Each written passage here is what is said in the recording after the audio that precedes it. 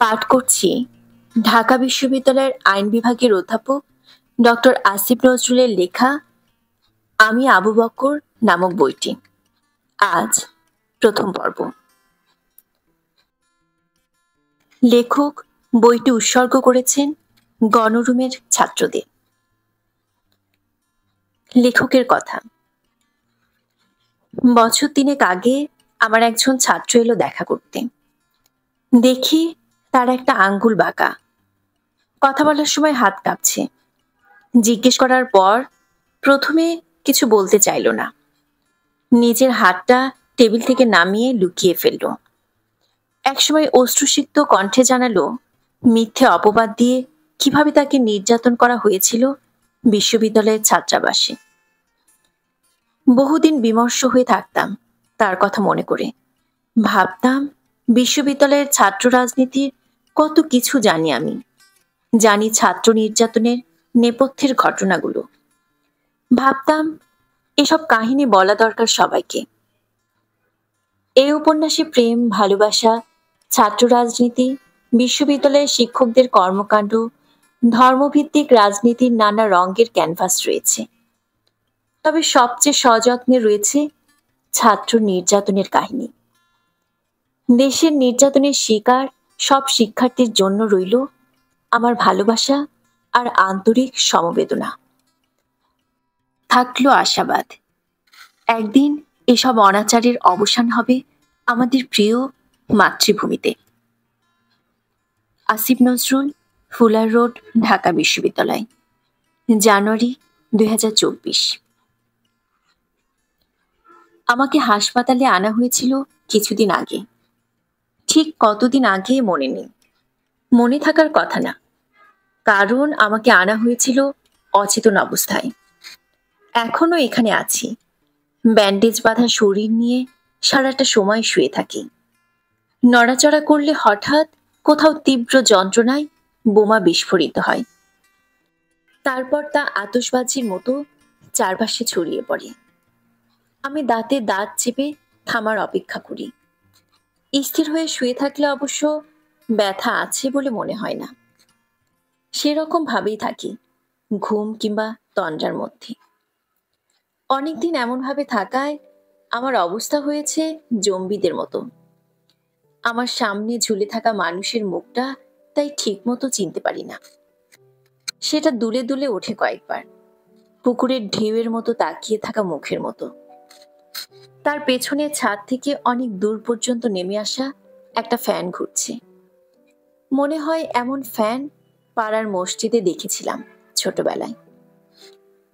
আমি একটা ছোট শহরে থাকতাম, কিন্তু সেখানে মসজিদটা ছিল বড়। আমাদের এলাকার একজন মাস্তান ধরনের লোক এমপি হওয়ার পর বড় করে দাঁড়িয়ে রাখলো, আর মসজিদটার জন্য পাশের সরকারি জায়গাটায় বড় অজুখানা বানালো।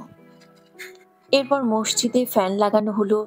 ছাদ থেকে নেমে আসা বড় বড় লোহার দণ্ডে ঝুলে থাকা ফ্যান। গরমের দিনে জোরে ছাড়লে সেই ফ্যান কাঁপতে থাকতো ডানা ভাঙা ফড়িংয়ের মতো। আমার খুব ভয় লাগতো, ফ্যান থেকে দূরে থাকতাম। হাসপাতালের ফ্যান দেখে সেসব মনে পড়ে। ফ্যানটা ঠিক আমার মাথার উপর আছে কিনা চোখ খোলা রাখার চেষ্টা করেও বুঝতে পারি না। শুধু দেখি ঢেউয়ে দুলতে থাকা মুখটা আমার একদম কাছে চলে এসেছে, এত কাছে যে তার নাকের ফুটো থেকে বের হয়ে আসা লোমগুলো পর্যন্ত দেখতে পাই। তার মুখের দোল থামে, সে আমার কানের কাছে মুখ এনে কিছু একটা বলে। ভাষাটা প্রথমে বুঝি না, পরে টের পাই। সে সূরা পড়ছে নরম গলায়। আমার একটু ভয় লাগে। আমি কি আসলে মরে গেছি? ইউটিউবে একটা ছবি দেখেছিলাম, মারা যাওয়ার পর শরীর থেকে ঝাপসা ধরনের 3D আত্মা বের হয়ে আসে।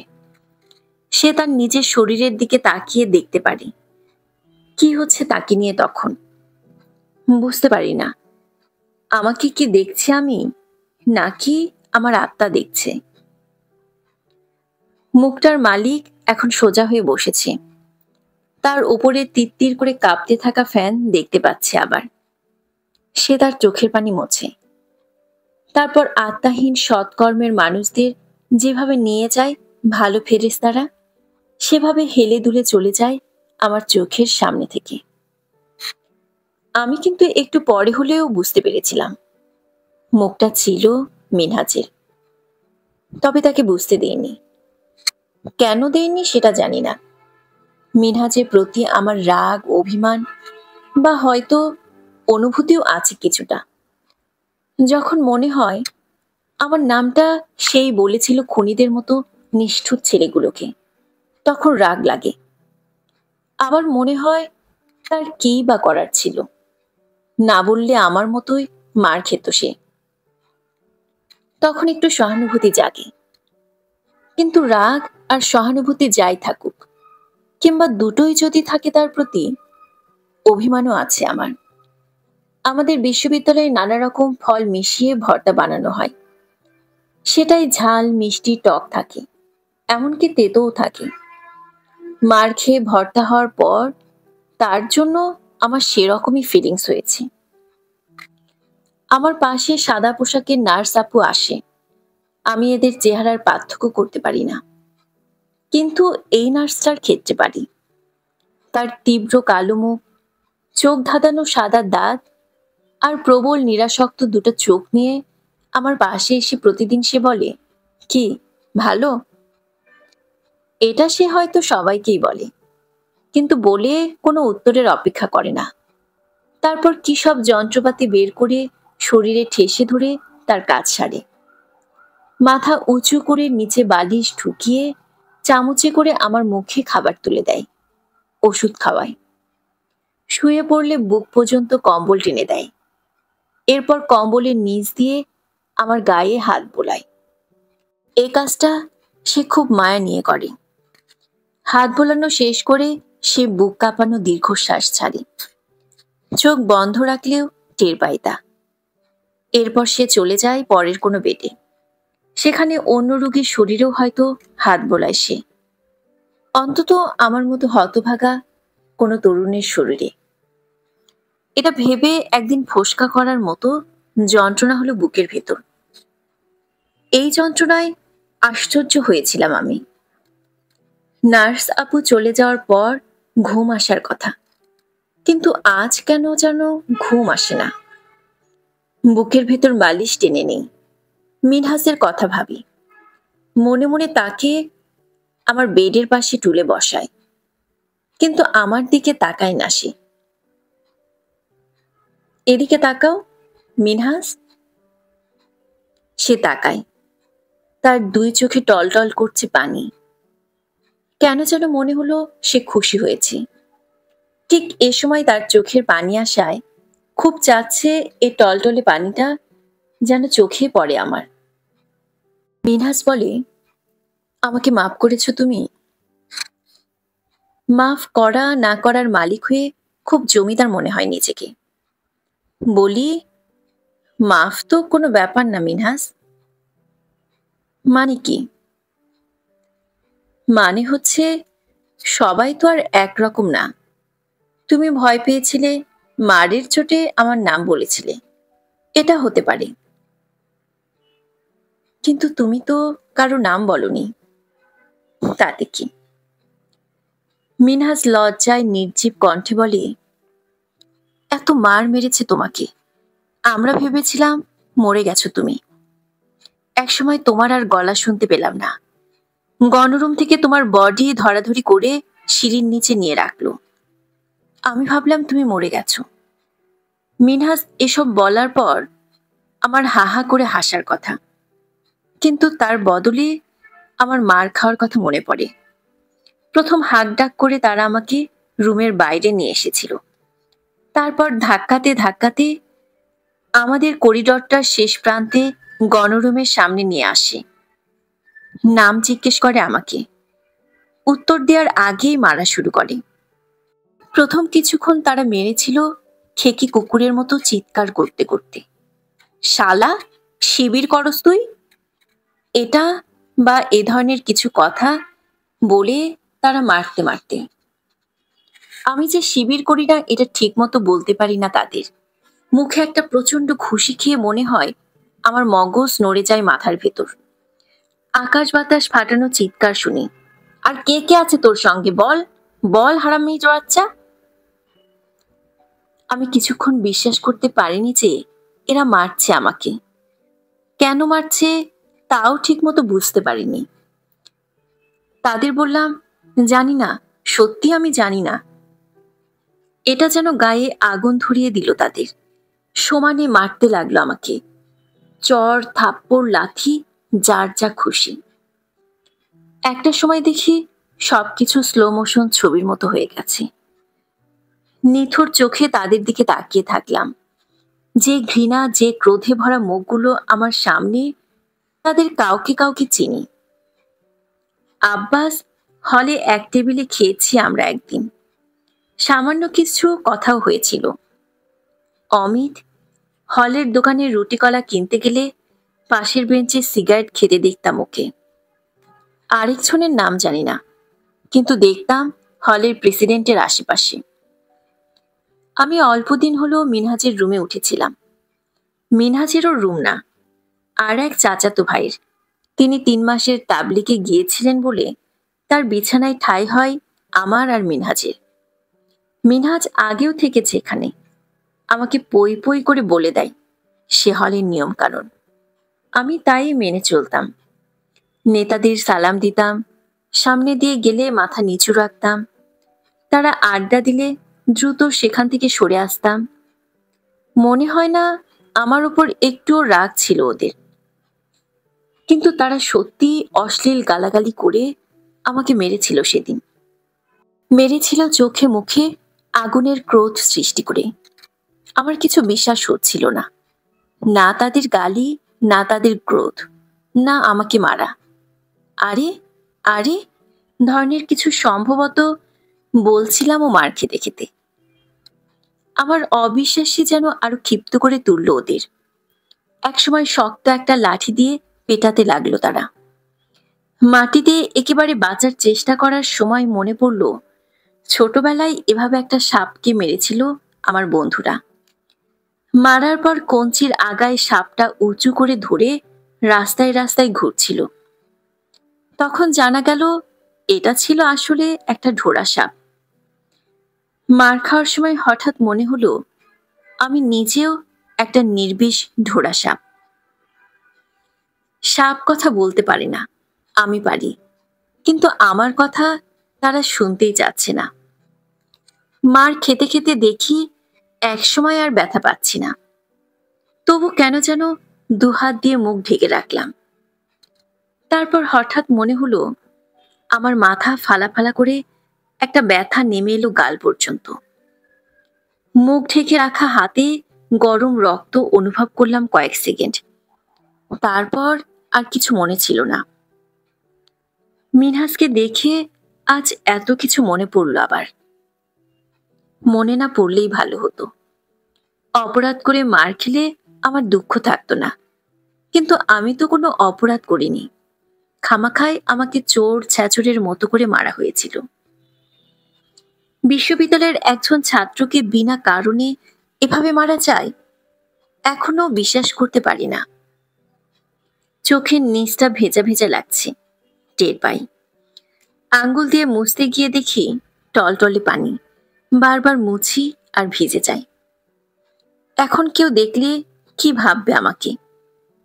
চোখ ঘুরিয়ে আশেপাশে দেখি, তারপর ডান হাতটা আড়াআড়ি করে চোখের উপর রাখি। নিজের স্পর্শে নিজের জন্য মায়া লাগে, এটা ভাবি, আর এর কোনো মানে খুঁজে পাই না। আমার শরীর সেরে ওঠে ধীরে ধীরে, নিজে নিজে বাথরুমে যেতে পারি। এমন একদিন সন্ধ্যার দিকে দেখতে এলো ফাহিমা। আগেও এসেছে কয়েকবার সে, আমাকে বলেছে বাবাও নাকি এসেছিল খবর পেয়ে। তারপর যখন বুঝতে পেরেছে মারা যাচ্ছে না আমি, বাড়ি চলে গেছে ফাহিমার জোড়াজুড়িতে। এরপর থেকে আমার সব দায়িত্ব নিয়েছিল ফাহিমা। সে আমার 1 বছরের ছোট বোন। আমাদের বিশ্ববিদ্যালয়ে সুযোগ পায়নি সে, পেয়েছে অধিভুক্ত একটা কলেজে। সেই কলেজে মেয়েদের কিছু দুর্নাম আছে। আব্বা তাকে না করেছিল, কিন্তু সে রেগে গেছে। বলেছে দুর্নাম তো রাজনীতি করা মেয়েদের, সে তো আর রাজনীতি করতে যাচ্ছে না। এটা বলে সে ভর্তি হয়েছে, হলে উঠেছে মাত্র কয়েকদিন পর। আমাকে বলেছে রাজনীতি করে না, কিন্তু হলের নেতাদের কথা মতো মিটিং মিছিলে যায়। এটা না করলে নাকি হলে থাকা যায় না। আমাদের বিশ্ববিদ্যালয়ের মতো অবস্থা তাদেরও। হলে ওঠার পর অল্প দিনে সে অনেক স্মার্ট হয়েছে, কাপড় চোপড় পরে ভালো ভালো। আমাকে বলেছিল সে নাকি একটা পোশাকের দোকানে পার্ট টাইম চাকরি করে। আমারই মায়ের পেটের বোন, কিভাবে সে এত কিছু ম্যানেজ করে ফেললো বুঝতে পারি না। ফাহিমা যেদিন আসে আমার পাশে বসে, নার্স নেই কেন, ডাক্তার কই গেল, এ ধরনের হম্বিতম্বি করে কিছুক্ষণ। তারপর আমার পায়ের কাছে বিছানায় বসে তার মোবাইল ফোনের দিকে তাকিয়ে থাকে। সেখানে তাকিয়ে হাসে মাঝে মাঝে। একদিন দেখে একটু লজ্জাও পেল বোধ হয়। তারপর শরীরটা আরেকটু বাঁকিয়ে এমন ভাবে বসলো যেন আমি মোবাইলের স্ক্রিনটা দেখতে না পারি। এভাবে মোবাইল দেখতে দেখতে সে রাত 7টা-8টা পর্যন্ত থাকে। তারপর নার্স আমাকে রাতের খাবার খাওয়ানো শুরু করার পর আমি যাই, চিন্তা করো না, এ ধরনের কিছু বলে চলে যায়। যায় যখন হেঁটে হেঁটে, মোবাইলটা তার হাতের সামনে ধরা থাকে। মনে হয় মোবাইল না, রিমোট কন্ট্রোল একটা। ফাহিমার হাতে থেকে তাকে চালায় যন্ত্রটা। সেদিন সে মোবাইল দেখে না বেশিক্ষণ। একসময় আমার বুকের কাছে এসে বসে চেহারার দিকে তাকিয়ে থাকে। সেদিন যখন মিনহাজ এসেছিল তার মুখটা দুলছিল। আজ ফাহিমার মুখটা একটু দোলে না। আমি স্পষ্ট দেখি তার মুখে বিষণ্ণতা, চোখে ক্লান্তি। সে দুহাত পেছনে নিয়ে তার চুল বাঁধে আঁটুসাঁটু করে। তার বুক তীব্র বেলুনের মতো ফুলে ওঠে। আমি চোখ সরিয়ে নিই। যখন সোজা হই দেখি তার চোখে আর ক্লান্তি নেই কোনো। সেখানে এমন একটা উজ্জ্বলতা, মনে হয় ক্লান্ত থাকার কারণটা দূর হয়ে গেছে আচমকা। সে আমাকে বলে, শোনো ভাই, আমি বোধহয় আসতে পারবো না আর তোমার এখানে। এটা তেমন গুরুত্ব দিয়ে শোনার মতো কিছু মনে হয় না আমার। আমাকে দেখতে নাকি আরো কেউ কেউ এসেছিল। আমার ক্লাসের 2-1জন, ডিপার্টমেন্টের একজন ছাত্র উপদেষ্টা। তারা যে এসেছিল তা শুধু শুনেছি আমি। এখন আর কেউ আসে না। নাহিদ নামের নেতা টাইপের একটা ছেলের সঙ্গে হালকা বন্ধুত্ব ছিল আমার। সে আমাকে দেখতে আসবে এমন একটা আশা ছিল। সে আসেনি, কোনোদিন আসবে বলে মনে হয় না। এখন ফাহিমাও যদি না আসে কোনো সমস্যা নেই, এসব নিয়ে দুঃখ নেই আমার। অন্তত এরকমই ভাব করি। কাজেই তার কথার উত্তর দেই না। তার থেকে মুখ সরিয়ে সিলিং এর দিকে তাকিয়ে থাকি। আমাদের ঠিক মাঝখানে মাথার উপর তিত্তির করে কাঁপতে থাকা ফ্যানটা দেখি। তার ডানায় কালো ফানুসের আকৃতির ঝুল। মনে হয় ফ্যানের গতি হির হির করে টেনে নিচ্ছে তাকে। এই ঝুলটা খসে পড়বে হঠাৎ, তারপর কোথায় যাবে জানে না সে। হঠাৎ মনে হয় আমার জীবনটা এরকমই ঝুলি একটা। ফাহিমারটা, মিনহাজেরটা, আমাকে যারা মেরেছে হয়তো তাদেরও। আমরা কে যে কখন কোথায় গিয়ে পড়ব, এই যেমন আমি হাসপাতালে, আমার বোন আনন্দময় কোনো ভুবনে। আমার গভীর জীবন দর্শনমূলক ভাবনার কিছু ছাপ হয়তো পড়েছিল চোখে মুখে। ফাহিমা কিছুটা অপমানিত বোধ করে এতে। সে এবার বেশ জোরে বলে, আমি আর নাও আসতে পারি, বুঝেছ তুমি? সে হয়তো কথাটা এত জোরে বলতে চায়নি, হয়তো একটু অপ্রস্তুত হয় নিজের কথায়। গলা নামিয়ে বলে, তোমাকে নিয়ে অনেক কিছু বলা হচ্ছে। বেশি জানাজানি হলে আমাকেও বের করে দেবে হল থেকে। এরপর সে ওড়নাটা চোখের উপর দেয়। তার উপর একটা হাত বাঁকিয়ে ধরে ঢেকে রাখি। তার শরীরটা কাঁপে একটু। আমি বুঝতে পারি না সে কি সত্যিই কাঁদছে নাকি কাঁদার চেষ্টা করছে। আর কাঁদার চেষ্টা যদি করে, কেন করবে? সেদিন মিনহাজ, আজকে সে। দুজনের কান্নার ধরন অবশ্য ভিন্ন। মিনহাজেরটা জেনুইন ছিল, ফাহিমারটা সেরকম মনে হয় না। মিনহাজেরটাই বা জেনুইন হয় কিভাবে? আমি তো বোধহয় সেটা কল্পনা করে নিয়েছিলাম। যাই হোক, একটু পর চোখ থেকে ওড়না সরাই ফাহিমা, নাক টানে দুবার। তারপর বলে, কেন যে এসব করতে গেছো তুমি? বুঝতে পারি না কি বলতে চাচ্ছে সে। বুঝতে পারি না মানে, আসলে বুঝতেই পারি না। বরং বড় ভাইদের গলায় যেমন একটা ভাব থাকে, যেটা প্রায়ই পারি না আমি। নকল করে হলেও তেমন ভাব এনে বললাম, তোমার আসতে হবে না, আমি ভালো হয়ে গেছি। এখানে অনেক যত্ন হচ্ছে। যত্ন আসলেই হচ্ছে। যারা মেরেছে তারাই নাকি ব্যবস্থা করেছে। তারা সরকারি দলের ছেলে, আমি একজন মেধাবী ছাত্র। মেধাবী ছাত্ররা মরে গেলে কিংবা মার খেলে শোরগোল একটু বেশি হয়, মেধাবী না হলে কম। আমি মেধাবী হওয়ায় ওদের বিপদ হয়েছে। ফেসবুক টেসবুক ছাড়াও পত্রিকায় লেখালেখি হচ্ছে। এখন আমি মরে গেলে তাদের বিপদ বাড়বে। হয়তো সেই কারণে আমাকে যত্ন করে রেখেছে হাসপাতালে। ফাহিমা যেন খুশি হয় আমার কথায়, বলে, কিছু লাগলে ফোন দিও। তার একটা কল আসে। সে আমার দিকে পিঠ ফিরিয়ে ফিসফিস করে কিছু বলে। তারপর ঘুরে বসে দ্রুত দৃষ্টি নিক্ষেপ করে বলে, যাই আমি। এমনভাবে যাই বলে যেন তার দেরি হয়ে যাচ্ছে কোথাও যাওয়ার, এবং এজন্য আমিই দায়ী। সে চলে যাওয়ার জন্য পা বাড়ায়, থামে, আবার আমার কাছে আসে, আমার হাতটা ধরে আলগোছে। তারপর বলে, ভাই, এগুলো যদি করো তাহলে ছেড়ে দাও। দেশের অবস্থা ভালো না, বোঝো তো। এগুলো করা মানে কি? কি করি আমি? তার কথা শুনে এসব প্রশ্ন মাথায় আসে। তারপর স্বল্পায়ু বুদ্বুদের মতো মিলিয়ে যায়। ফাহিমা চলে যাওয়ার পর মনে হলো ওর মধ্যে আরো কিছু পরিবর্তন এসেছে। আমার প্রতি তার সমীহ ভাব কমেছে। এতটা কমেছে যে তার আচার আচরণে বোঝা যায় তা।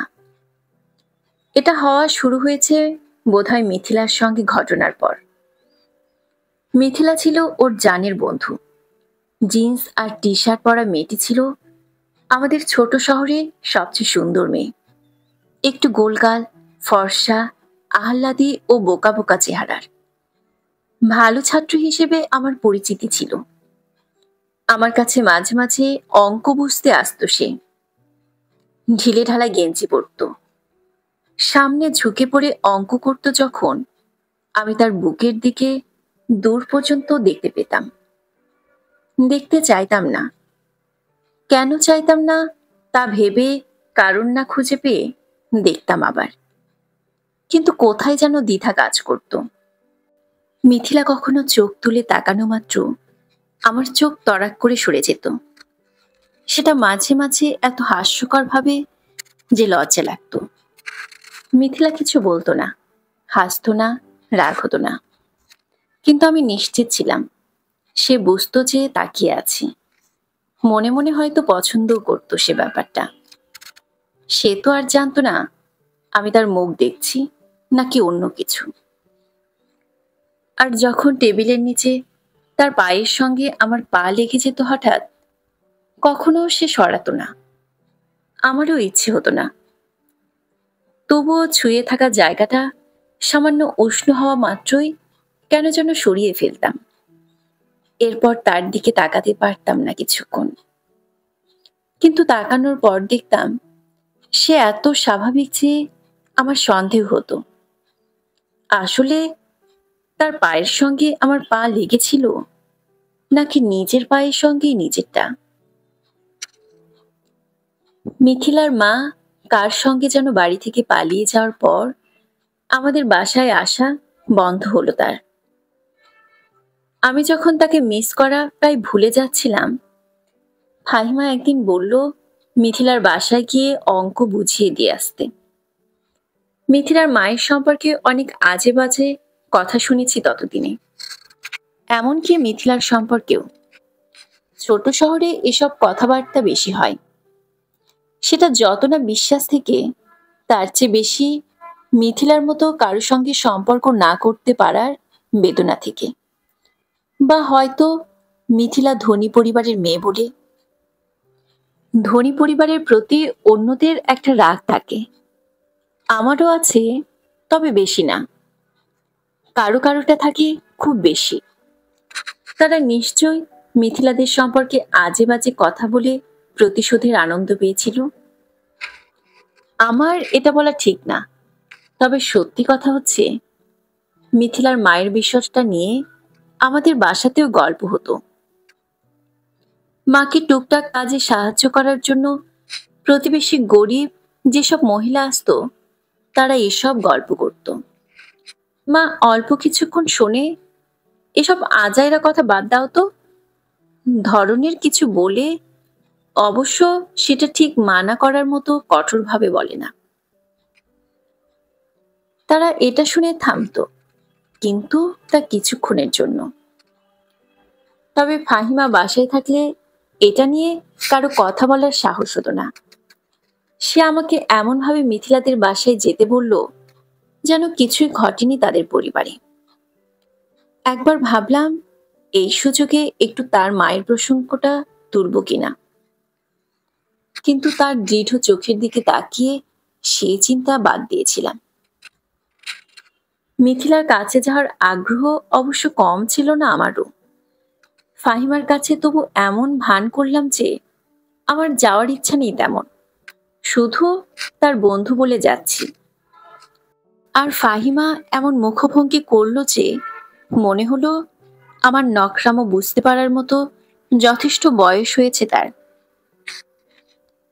মিথিলার বাসায় গেলাম বেশ ফিটফাট হয়ে। এমনিতে আমি সাদামাটা চেহারার ছেলে, তবে প্রচুর সাঁতার কাটতাম বলে স্বাস্থ্য ছিল ভালো। সেটা বোঝা যায় এমন একটা টাইপ হাফ হাতা শার্ট পরলাম, চুলটা সুন্দর করে আঁচড়ালাম। গত বছর মামা আমেরিকা থেকে আসার সময় কিছু গিফট এনেছিল।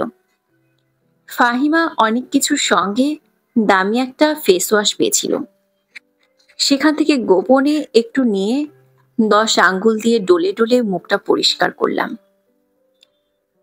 মিথিলাদের বাসায় গেলাম অনেকদিন পর।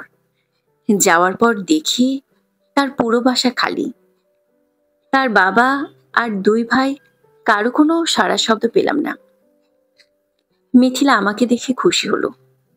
তার চোখ ছিল ফোলা ফোলা, মাথার চুল এলোমেলো, হয়তো সে ঘুমাচ্ছিল। তাদের বাসার মেয়েটা দরজা খুলে দেওয়ার পর আমি মাত্র বসেছি, প্রায় সঙ্গে সঙ্গে সে রুমে ঢুকে। আমি তাকে দেখে বোকার মতো হাসি। তারপর ভাবি আমার জন্য একটু সেজে গুজে আসতে পারত সে। তারা ভাই বোনেরা ড্রয়িং রুমে পাশে যে ছোট ঘরটায় পড়াশোনা করে, মিথিলা সেখানে নিয়ে গেল। আমি নকল একটা সিরিয়াস ভাব করলাম। মিথিলা বই খাতা খুলে বসলো, কিন্তু তারপর উদাস হয়ে বসে থাকলো। মনে হলো আমার সঙ্গে গল্প করার জন্যই সে ডেকে এনেছে আমাকে, বা এনেছে তার উদাস ভাব দেখানোর জন্য। সাহস করে হঠাৎ বললাম, মন খারাপ করো না। আমার এই সামান্য কথায় তার মুখ ভারী হয়ে ওঠে, চোখ ছলছল করতে থাকে। বলল সে কলেজে যেতে পারে না। ছেলেরা তো বলে, মেয়েরা আরো বাজে বাজে কথা বলে। সেগুলো কত খারাপ বলতে বলতে সে কাঁদতে শুরু করলো। আমি বেদনার্ত চেহারা করে মনে নানা উত্তেজনাকর ইচ্ছে নিয়ে তার কথা শুনলাম। তারপর তার সামনে দাঁড়ালাম, বললাম, প্লিজ কেঁদো না। সে মুখ তুলে তাকালো আমার দিকে, তারপর আমার বুকে ঝাঁপিয়ে পড়ল। পুরো ব্যাপারটা আমার অবিশ্বাস্য লাগা উচিত ছিল, কিন্তু তেমন কিছু লাগলো না। আমি দক্ষ প্রেমিকের মতো তার পিঠে হাত বোলাতে লাগলাম।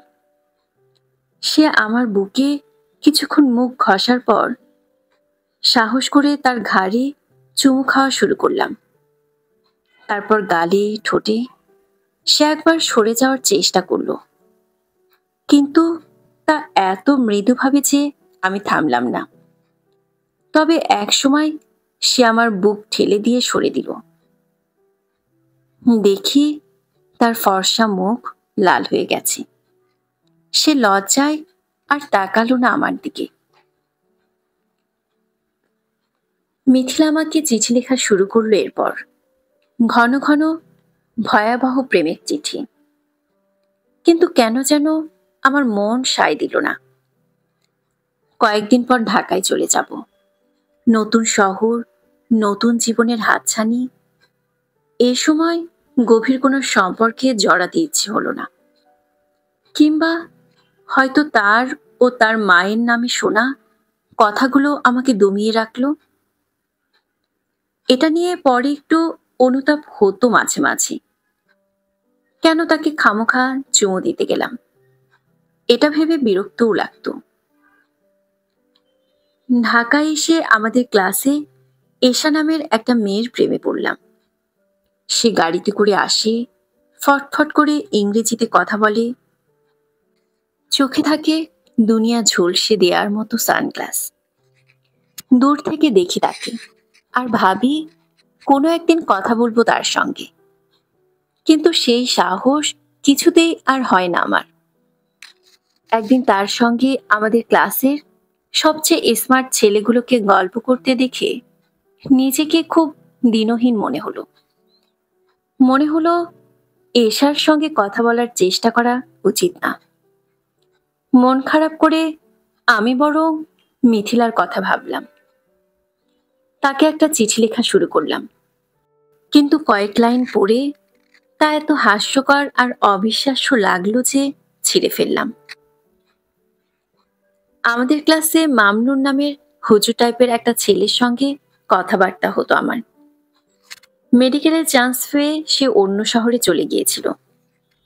হুজুর টাইপের বলে দোষ স্বীকারের মতো করে তাকে আমি বলেছিলাম সব। সে পুরো ঘটনা শুনে গম্ভীরভাবে বলেছিল, কাজটা ঠিক করিনি আমি। যে দুঃখ মিথিলাকে দিয়েছি সেজন্য কোনোদিন ক্ষমা করবে না সে আমাকে।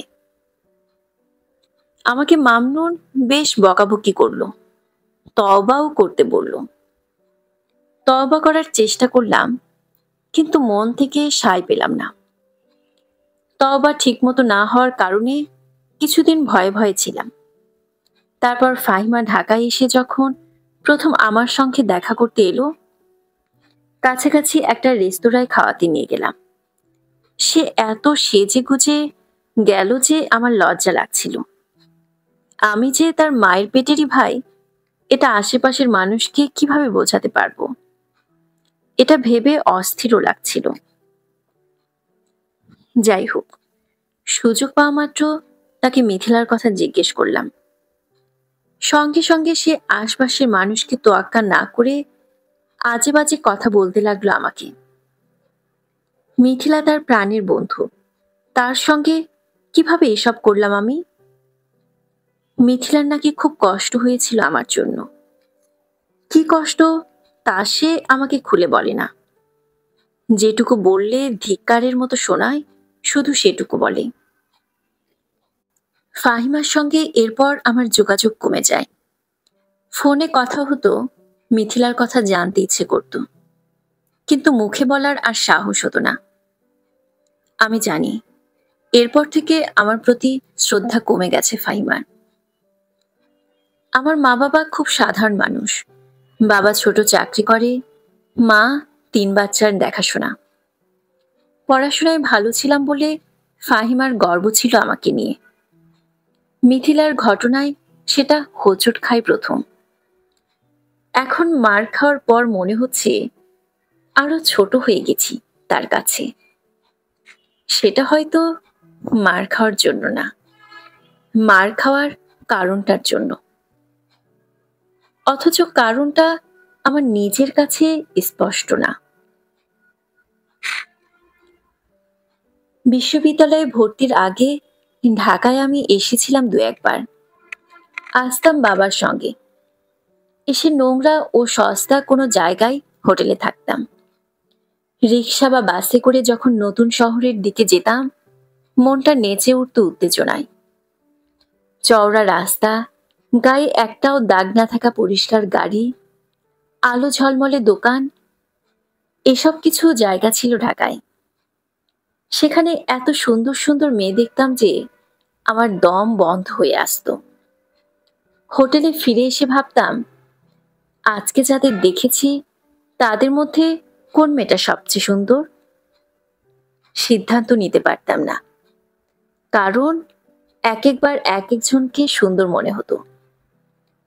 তবে তারা এতই সুন্দর ও বড়লোক ছিল যে তাদের কাউকে নিয়ে অন্তরঙ্গ কিছু ভাবার সাহস পর্যন্ত আমার হতো না। পরে অনেক ভেবেছি, আমি আসলে কোথায় দেখতাম এসব? ধানমন্ডি, গুলশানে, নাকি পুরানা পল্টনে, যেখানে বাবাকে যেতে হতো তার অফিসের কাছে? ধানমন্ডির মতো জায়গায় বাবার যাওয়ার কারণ ছিল না। আবার পল্টনে এমন বড়লোক চেহারার মেয়েদের থাকার কথা না। নাকি আমি অন্য কোথাও গিয়েছিলাম বাবার সঙ্গে? তাকে আমি এটা জিজ্ঞেস করার কথা ভাবতাম, কিন্তু ততদিনে প্রমোশন না পেয়ে পেয়ে নিজেকে ভীষণ গুটিয়ে নিয়েছিলেন তিনি। প্রমোশন না পাওয়া মানুষ হয়তো এরকম করে। হয়তো তারা ভাবে তাদের দেখা মাত্র লোকজন ছুটে এসে জানতে চাইবে কেন প্রমোশন হচ্ছে না তাদের। সমস্যাটা তাদের নিজেরই কিনা। বাবাকে দেখে মায়া লাগতো, কিন্তু এই মায়া কিভাবে প্রকাশ করা যায় জানতাম না। টেলিভিশন নাটকে দেখতাম মায়া দেখানোর জন্য বাবা মাকে জড়িয়ে ধরে সন্তানেরা। বাবা মায়েরা মাথায় হাত বোলায়, চুমুও দেয়। আমার এসব দেখে লজ্জা লাগতো, এমনকি সন্দেহ হতো। বিশ্ববিদ্যালয়ে ভর্তি পরীক্ষা দেওয়ার সময় কিছু কিছু বাবা মাকে দেখে সন্দেহটা কেটেছিল। তখন একবার ভাবতে চেষ্টা করেছিলাম, বাবাকে জড়িয়ে ধরলে কেমন হয়। আশ্চর্য ব্যাপার হচ্ছে, মনে মনেও সেটা করতে পারিনি আমি। যাই হোক, বিশ্ববিদ্যালয়ের ভর্তি পরীক্ষা হওয়ার পর হলে সিট না পেয়ে প্রথম উঠেছিলাম আনোয়ার চাচার বাসায়। তার বাসায় খেতাম, আর রাত হলে তার দুই স্কুলে পড়া ছেলের সঙ্গে এক রুমে থাকতাম। আমার বাবার ফুফাতো ভাই তিনি, বিদেশি একটা ইন্স্যুরেন্স কোম্পানিতে চাকরি করেন। হোমিওপ্যাথির ডাক্তার হিসেবে সুনাম আছে তার এলাকায়। সন্ধ্যার পর বাসার কাছে চেম্বারে বসেন প্রতিদিন। সংসারে কি হচ্ছে এসব নিয়ে তেমন কোনো মাথা ব্যথা ছিল না তার। তবে ভালো ছাত্র বলে আমার জন্য তার মায়া ছিল। নিজে পড়ার সময় তার ছেলেদেরও পড়াতাম। তারা আমাকে পছন্দ করত, কিন্তু তারা ছিল ভীষণ দুষ্ট। এত শোরগোল করত যে নিজের পড়া পড়তে পারতাম না ঠিক মতো। আনোয়ার চাচার যে মেয়েটা ছিল মোটামুটি আমার বয়সে, হুমায়ুন আহমেদের উপন্যাস অনুসারে যার সঙ্গে আমার প্রেম হওয়ার কথা, আমার সঙ্গে একমাত্র তার ব্যবহারই ছিল কিছুটা খারাপ। আমি এ বাসায় কি বিবেচনায় এতদিন ধরে আছি, আমাকে দেখা মাত্রই এই প্রশ্ন মুখে ঝুলিয়ে সে বিস্মিত হয়ে থাকত।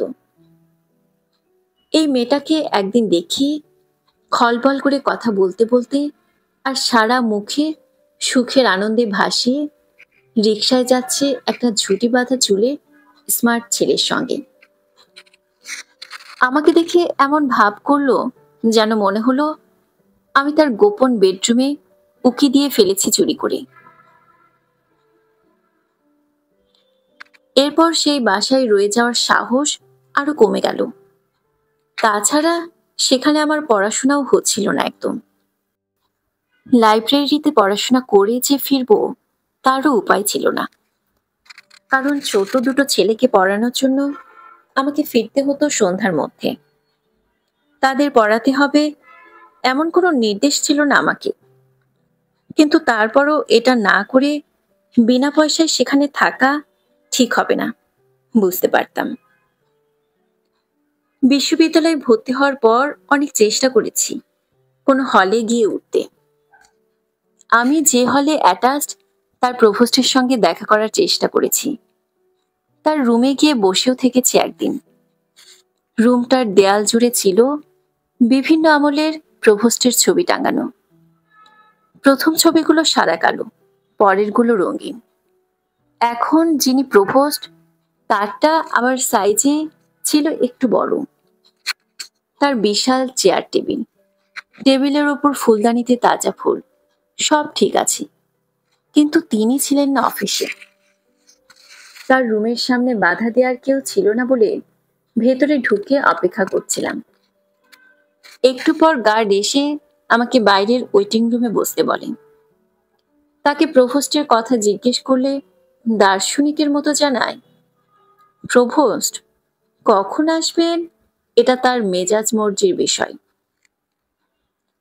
গার্ডটা ছিল অনেক বয়সী, শীর্ণ দেহ, সামান্য কুঁজো ভাব, চোখে ময়লা চশমা। প্রভোস্টের ওপর কোনো কারণে রাগ ছিল তার। তার কাছে শুনি প্রভোস্ট নাকি এলেও থাকেন সামান্য সময়, হলের কাজকর্ম সারেন কাছের প্রভোস্ট ভবন থেকে। পারতপক্ষে ছাত্রদের সঙ্গে দেখা করেন না তিনি। পরে জেনেছি হলের সিট দেয় সরকারি দলের ছাত্র নেতারা। নেতারাও একবারে দিতে পারেন না, জায়গা নেই হলে।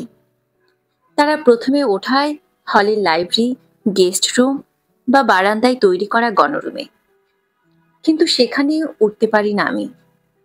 বড় নেতাদের গ্রামের বাড়ি যেখানে, শুধু সেখানকার ছেলেদের হলে ওঠানো হয় প্রথমে।